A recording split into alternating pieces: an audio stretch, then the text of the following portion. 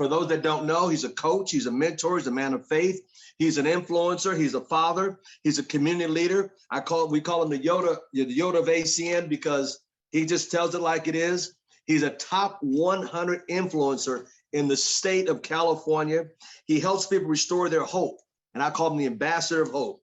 Without further ado, Senior Vice President, the one and only Mr. Byron Nelson.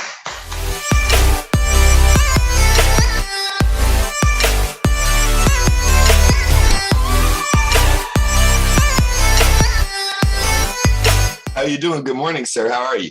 I'm doing sensational. And yourself? Oh, I'm looking at myself in the better version. That would be you. I like the shirt. Oh man, yeah. I need something to liven me up this morning, so that's my coffee. It's my t-shirts and Tigger. So I'm just Tigger. Yes, sir. Let Tigger just jump in and start bouncing around. Man, Jesus. How you doing? I am awesome, man. I'm really in an extraordinary space. And I'm so excited to be on this call and be with you. And we gotta get together. I don't care if we fly somewhere just to have a cigar and just get back on the plane and go home. We gotta do that. We're truly overdue. So I don't need to take the time, hopefully, for each one of you. If you are new, then you should know that the reason I'm on this phone is because of the Godfather, Sir Al Thomas, and that he is truly the Don, truly a blessing, truly a man that walks with wings, beyond having 100% of the information and being a mentor to me and somebody that I call a sensei with so much love and respect. And that's what I want to get into, is really the community that you're building, or the village that you're building, the team that you're building. So, and you know, I'm gonna go in a couple of different places because there's several things I want to cover here. But what I want to do is start with the word, and for those taking copious notes, acknowledgement. You want to learn to acknowledge the people that are blessing you, and only work with people that acknowledge you. It's that river of that law of reciprocity. I did a call yesterday, and it woke me up to a lot of different things. See, when you don't get what you want from the universe, or when I'm going to say the universe being our business, right? Whatever you choose to create that realm. But we all want things in life, and we don't get them, or we don't get them when we want them. Does that make sense? Nod your head if that makes sense, right? Or you invite people to the opportunity and they don't show up.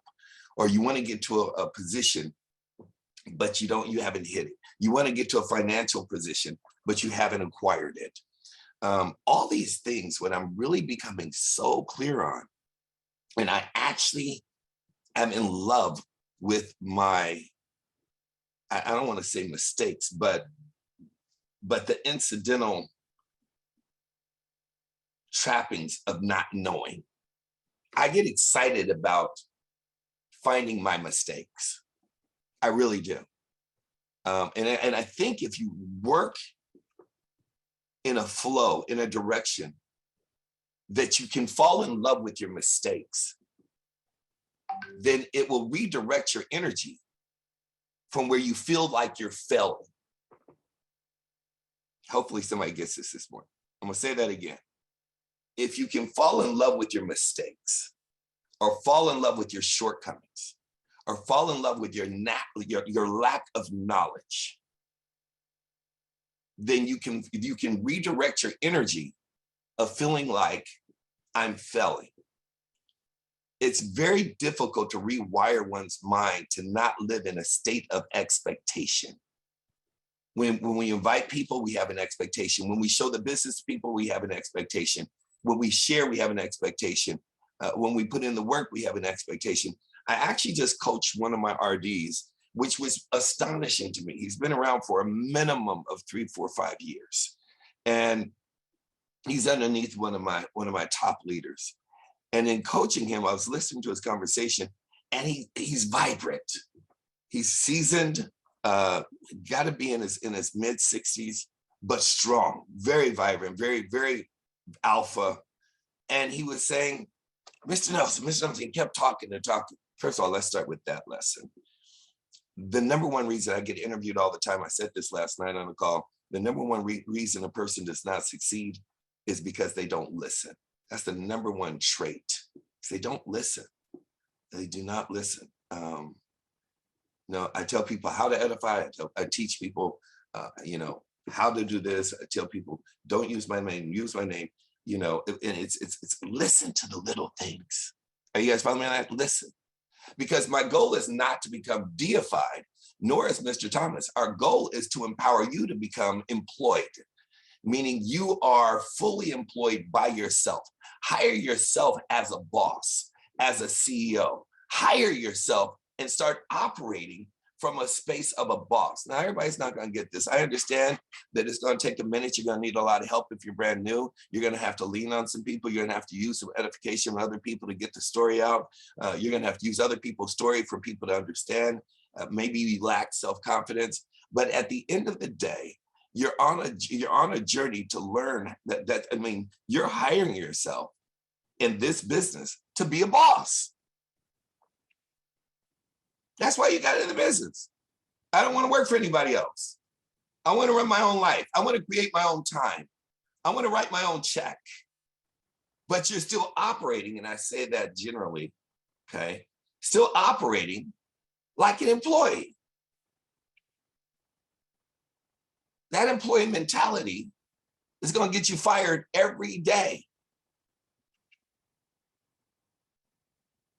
People that talk too much, shut up. People don't talk enough. Learn how to open your mouth.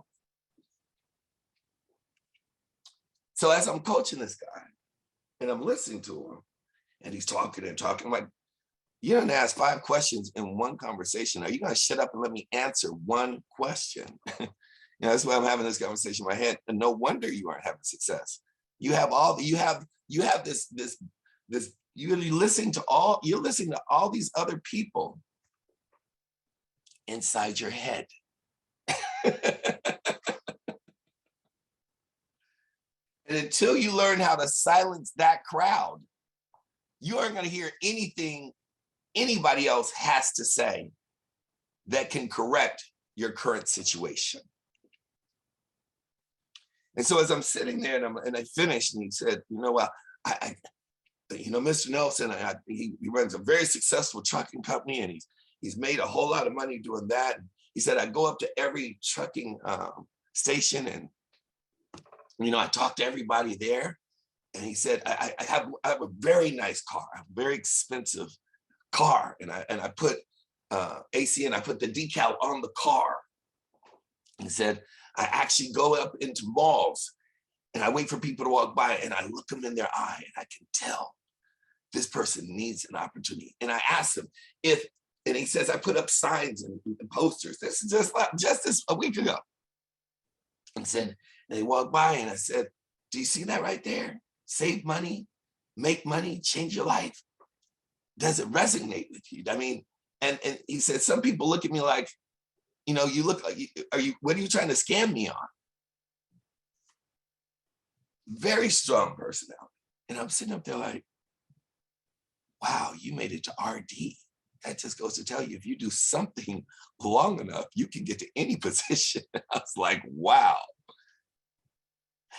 And it was really amazing to me to understand, because of the noises in his head, how people believe they're working the business and how people believe they're working on themselves. And they're so misguided.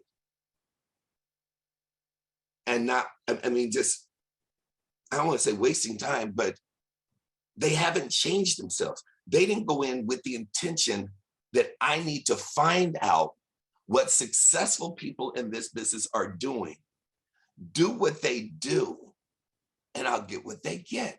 It seems simple. It seems almost common sense. But as I'm listening to him, I'm sitting there saying, let's just reverse the picture for a second. I'm going to tell you what I do. When I share the opportunity, from day one, it's just maybe the way I was groomed from my roots. I always look at how I would receive the information. I listened to my mentors. They said, make a list. I made a list. They said, call everybody. I called everybody. They said, I didn't get the edification. I didn't get the fear of loss. I didn't understand the language. I didn't understand reading. I didn't understand self-development. I didn't understand interpersonal skill sets. Interpersonal skill sets. I didn't understand that it didn't matter if you had an accent, if you were first, second immigrant, if you were from the ghetto and you had a twang, if you were from the country, you had a twang. I didn't understand if you were old or young, that it was the way that our body language and the way we present ourselves and the way we actually share the information, it's actually learning how a person will receive the information that makes all the difference in the world. It has, I didn't realize, you know, when I first came in, I was in my 20s. And so I had an amazing grooming session.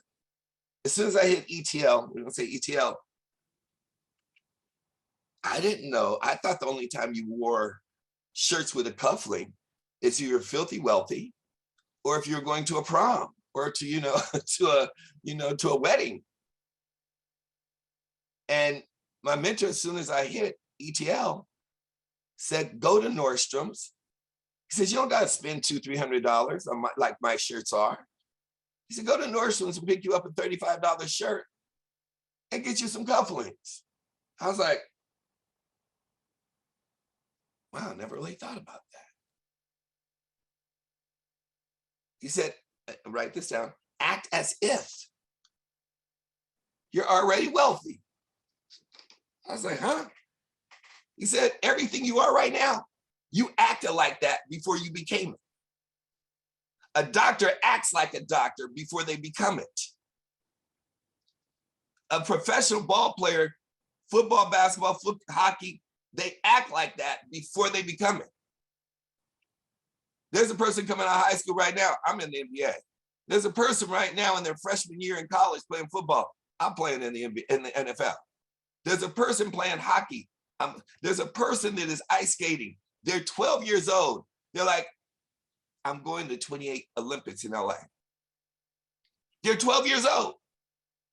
And they already have programmed their head to act as if. And every action there follows is indicative of knowing in their heart of hearts, I'm going to the Olympics and going to be a gold medalist. I'm going to outwork everybody on the ice. I'm going to shoot more free throws and I'm going to shoot ball. When the lights go out on the sand court in the middle of the hood, and I can't see I can't see the rim anymore, I'm going to be so deadly that when I put that ball up in the net, I'm going to hear it go swish. I don't even need to see the rim. I don't know how many of you guys watch basketball, but I'm going to tell you, I've learned not to have an opinion about whether I like somebody or not. To learn how to respect greatness. I can't even say his name properly. I want to say Giannis Antetokounmpo or something like just Giannis. This man, it's almost unfair the way he's playing. It's just unfair. He was booed out of stadiums last year, yelled at, mocked, talked about. I'd say 10 times worse than Shaq. To the point where it became a joke when he went to the free throw line. Last year. This year, he's got to be shooting right at about 90% better than any guard or any other player in the league from the free throw line. He took that mockery. He took those jabs. He took those stabs. I can't even imagine what that does. You're sitting in a stadium being paid millions of dollars, and they're like mocking you. And you have 20, 30,000 people yelling at you, knowing that they can distract you to guarantee a miss at a free throw. You're great in every other area, but they know your weakness. They know your mind. That's how the universe works. The universe is looking for your weakness. It only lets those that go the extra mile through the eye of a needle. The ones on the other side of the eye of a needle, there's so few, they're just waiting. They only want to associate with people that are willing to crawl up that mountain, willing to go up, and become that. It's not that extraordinary doesn't want you. It only wants to let extraordinary in. Hopefully this hit somebody this morning. And I sat there and I watched them last year, even though they won the championship, barely. Because if Kevin Durant had hit that shot, everything would have changed. But hey, we won't talk about history. But this year, he made sure. I remember talking to a coach, and he said, and I said, why didn't I get, I competed my whole life. So I just remember, why did I get first place? He said, you did. He said, there's some politics, there's some people that don't like you. Your approach, your personality, you're too colorful. You talk too well. You're very expressive. You don't know how to hold your tongue. I've heard this my whole life. You're not duplicatable. Oh, I got that a lot, Nacy. He's amazing, but he's not duplicatable. Damn right I'm not duplicatable. There's only one of me. Don't try to be me. I'm so clear. I literally, for years, I'd say a good decade, I kept hearing it. I bought into the lie of some people, y'all, my God, would mentally mess you up. For people to say, I'm not duplicatable, intentionally to hold me back. Because people only throw daggers when they don't want to buy in and own their own shortcomings. Is anybody getting this? Are y'all following me in this conversation? And I was like, and it wasn't until I owned my greatness, mine, only one of me, only one of you, whatever that is.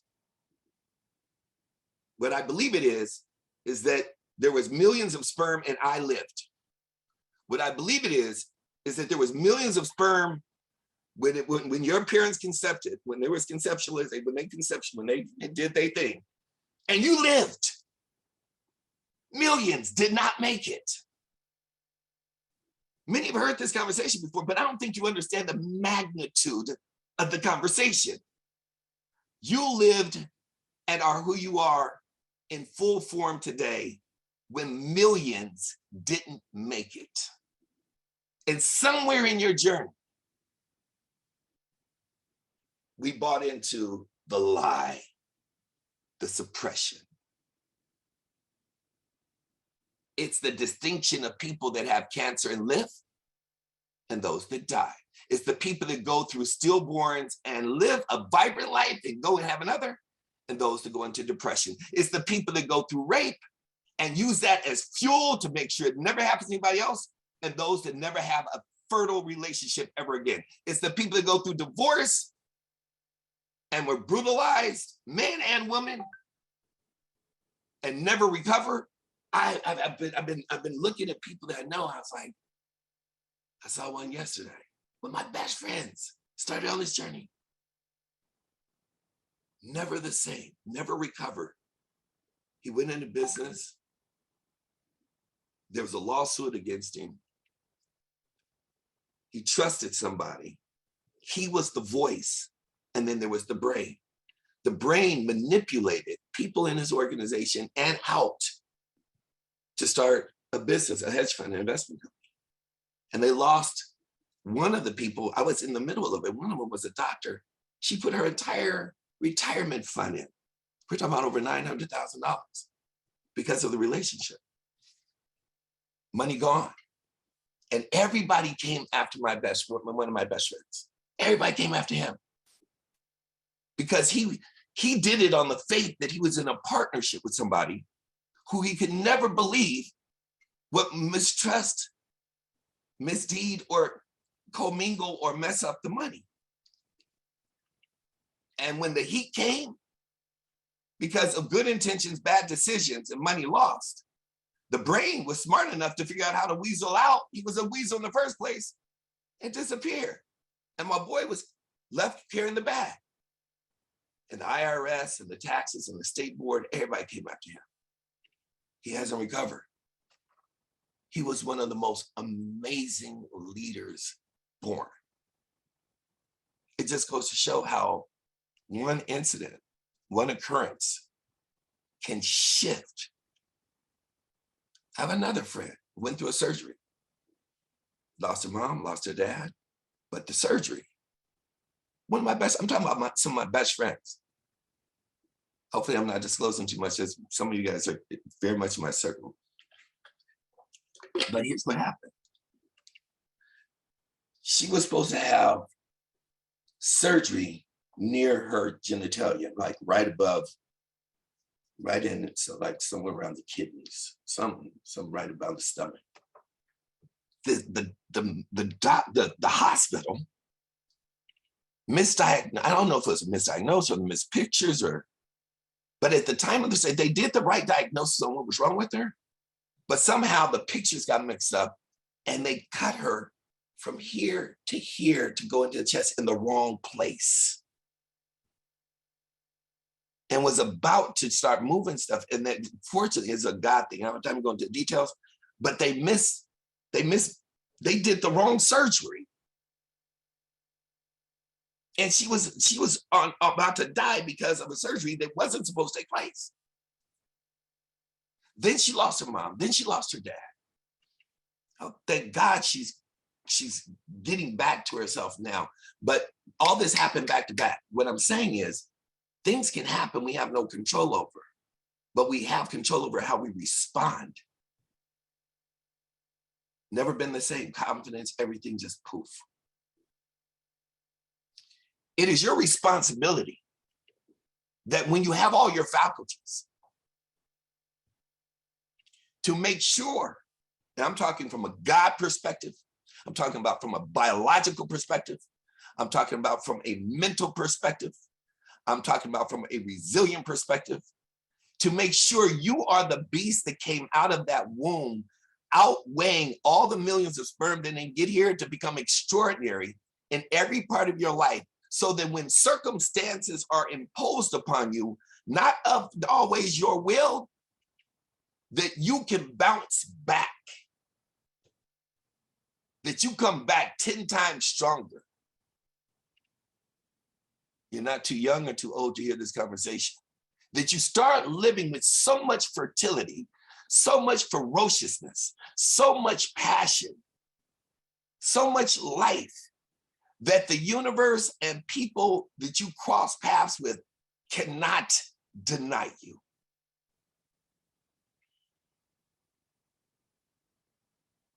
They can't deny you.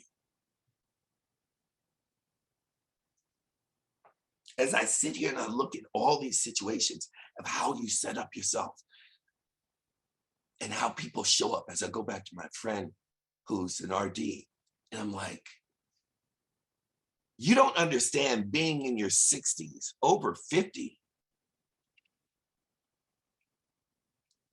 The dominion, it's biblical. It's biblical. We were given dominion over all living things.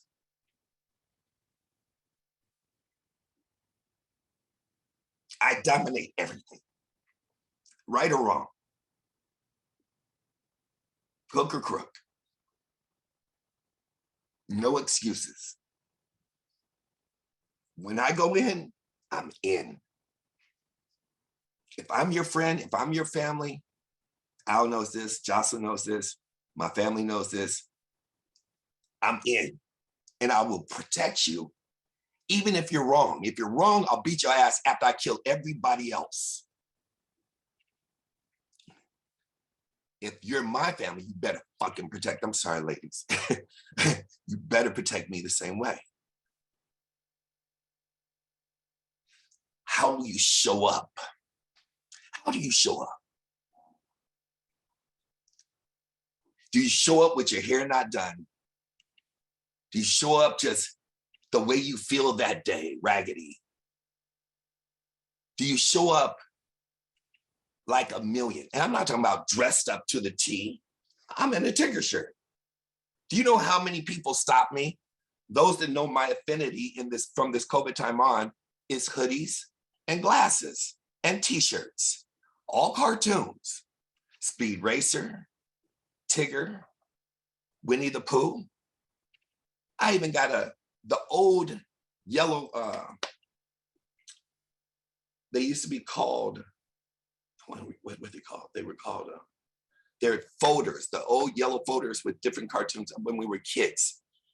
I have a sweatshirt of those old folders. I can't remember. Peachy folders that had little stripes on it. I have a sweatshirt. Like, do you know I had a kid that was so nostalgic at 16 stopped me and said, my parents saved these from when they were a child and showed me. That is so dope.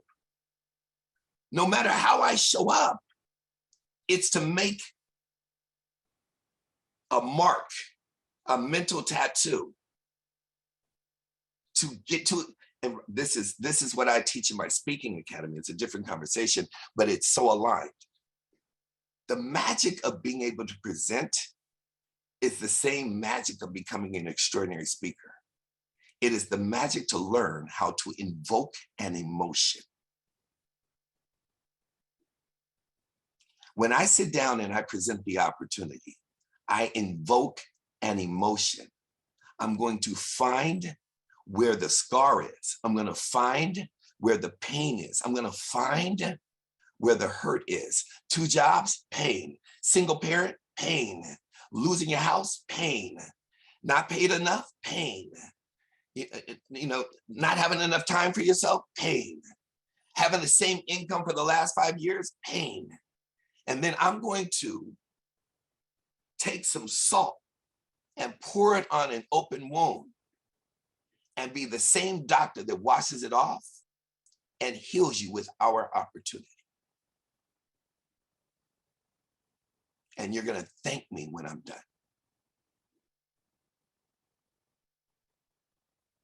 It's intentional. I show up like this from front to back. I got tired of waiting for others. So I only in the journey did I figure the only way I can get those from behind me to step to the front is to lead from the back, but starting with the front. That's a whole different conversation. It really is just simply put, being the example that people want to follow. Being the example that people want to follow. Let me complete with my partner and I'll show you this and then any questions you guys have. So how we show up, and when I'm talking about my partner and he has this decal and he has this going on, I'm like, and he's like, he really wanted to know. I was like, do you understand? And I used an example of pretty much, it's like, let's say hypothetically, a man and a woman, and I'm not gonna say dating, before you ever got married or in a serious relationship or anything like that. I love teaching young men how to be a gentleman, how to walk on the outside, how to open the door, how to walk behind a woman going up the stairs. I literally, when I was in my dating phase, I literally, a girl was like, oh, you just want to walk up behind the stairs with me because you want to see my ass. I was like, you've never been with a gentleman before. I walk behind you going up the stairs so your ass, when it falls, I can catch you. This will be our last date.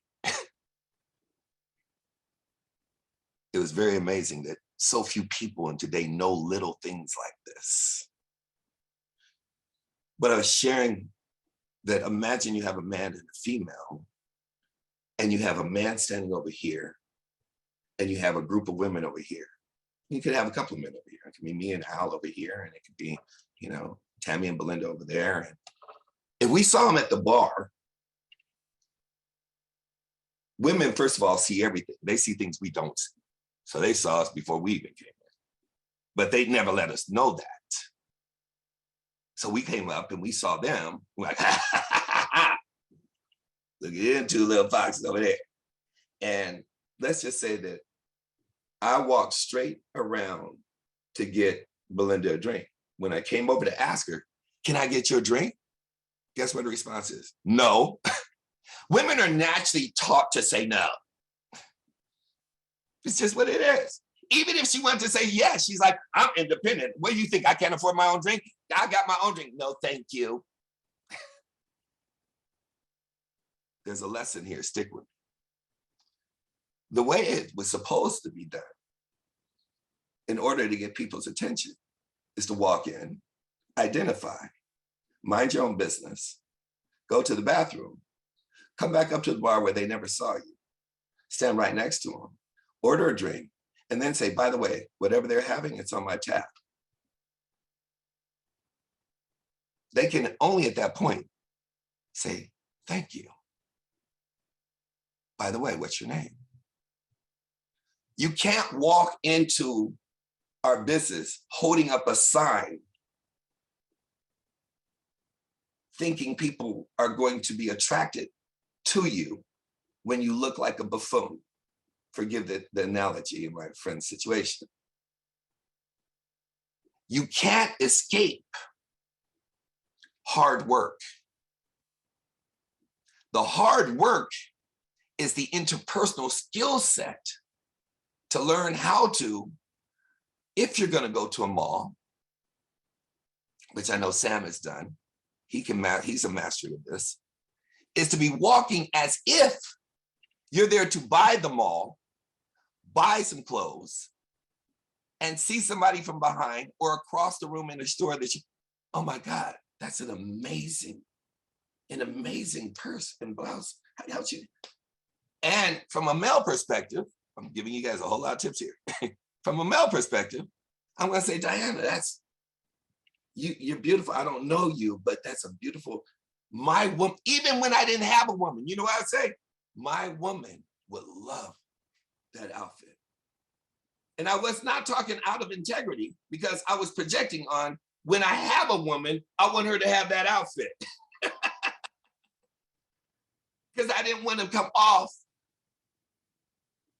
where I'm trying to just get at her. I just want to start a conversation and bring down the wall. I see somebody getting out of the car. Man, that's, you, success is all over you. Just, it's not even the car, it's the way you make the car look. Of course, I'm already driving mine, so I don't need yours. What do you do? 10, in fact, because I know 99% aren't even doing what they're supposed to. So let's just say your goal is to have 5 powerful interactions a day utilizing interpersonal skill sets. It is virtually impossible in phase 1. If you're new on here, we'll cover that next week. To do 5 powerful interactions a day and not build a dynasty. A dynasty, anywhere, anywhere. A dynasty. And it has to become a lifestyle, not a diet, not a season. To learn how to make 5 people smile a day, 5 people complimented a day, 5 people feel good a day, 5 people just, you are the blessing, the one that beat out millions of sperm that was born to bless this planet, to establish powerful relationships and lifting people up when nobody else will. They don't even need to know about your opportunity. Your opportunity they will jump into whatever you want if you live by this code. They don't even need to know the name of the company. They don't even need to know the name. They won't even care. They're just like, you have no idea. You calling me, I haven't talked to you, and you just acknowledging me, saying, I want nothing. I just called to tell you I love you. I haven't talked to you. COVID's been in play. You know, I haven't seen you or your family. You moved away 10 years ago. And I was taking, this is what I've been doing. I did this past week. Had over 65 exposures. And I said, in one day. And I said up there, I said, I don't need anything. I haven't talked to you in a while. I was in this, I hope you guys are getting this. Here's the underline right now. We're at April 6th, April 8th. And I said, I'm doing spring cleaning. And I was going through all the people that I knew. I wanted to get rid of 90% of everybody I knew. You're the one person I wanted to keep in my inventory.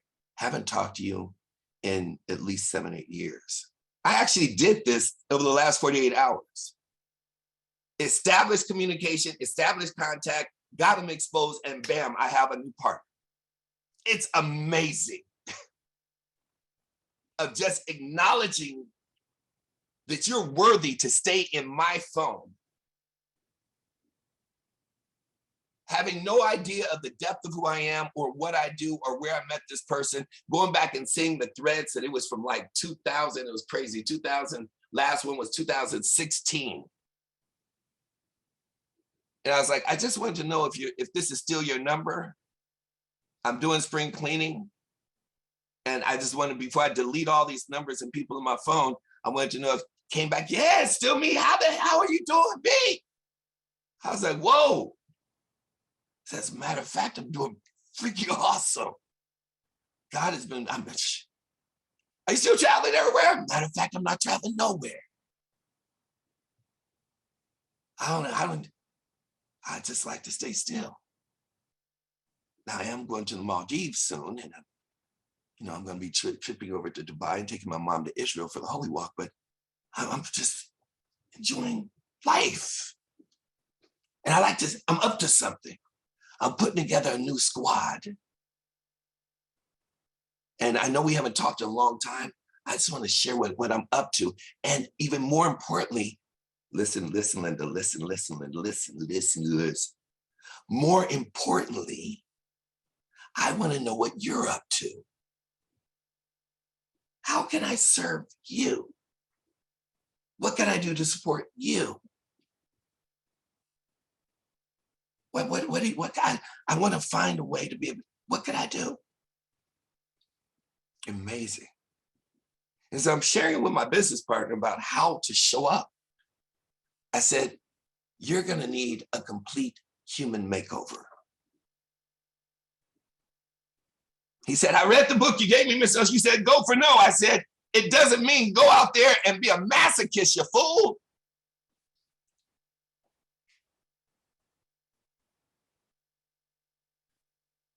Last golden nugget here.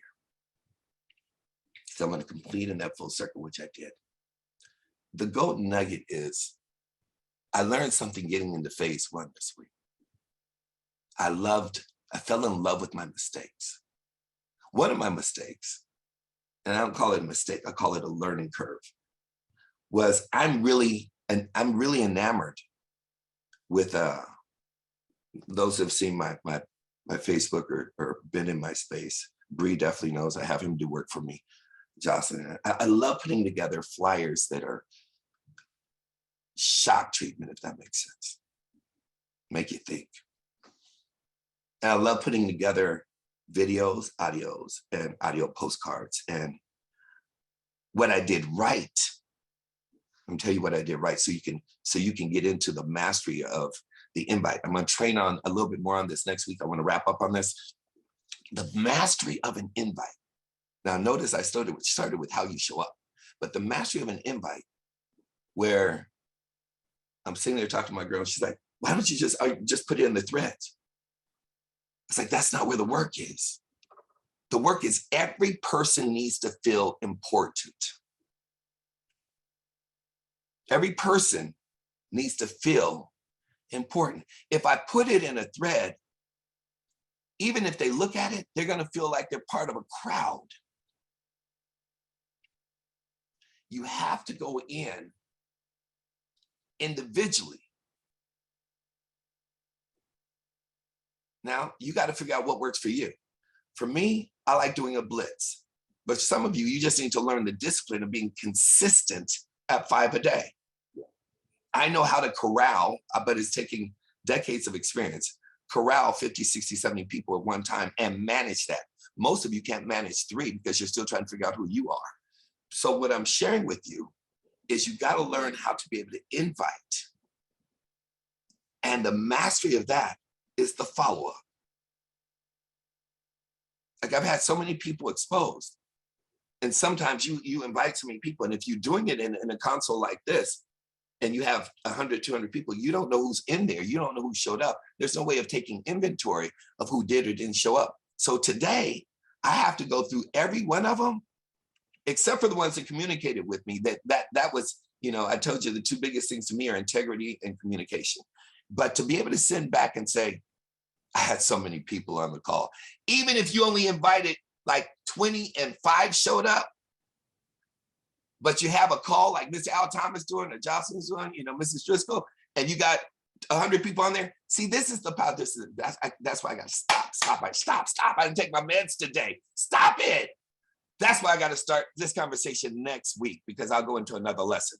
But the key is understanding the illusion of business. The illusion of business is that I only have 5 people on this call. They don't know that the other 100 aren't mine. So I can come back and say, hey, Lance, hey, Al Randolph, I had so many people on my call. I don't know if you were on or not, because I didn't get a chance to take inventory of everybody on the call, because I only invited people important to me, and I didn't know it was going to be such a supply and demand, so much demand for what I was offering. So I just want to thank you for being on my call, even if you weren't. Because when you have guests that didn't show up, they'll be like, oh, I didn't make the call. I'm glad you shared that, but I still want to know about it. It's that way. It's a tactical movement. You got to understand, this is magical. So Jesus. It's a tactical movement for you to keep the conversation going, where others may go into the witness protection program or letting your emotions get in the way because someone didn't show up. Even the ones I know didn't show up, if they did not communicate with me that they were going to miss the call, I'm sending them a text saying, I just want to thank you so much for being on the call. I don't know if you were on. It was so many people there. It was so freaking awesome and ridiculous. I didn't have a chance. And they will respond. It's like, no, I missed that. When's the next one? I literally just had this happen with 3 people. So magical. So we'll get into that next week. I'm gonna turn it over to Mr. Al Thomas if you guys have questions. It's not like I have a job. So you guys are more than welcome to ask any questions. And I approve this message. I love you guys. Have the most amazing freaking Friday ever.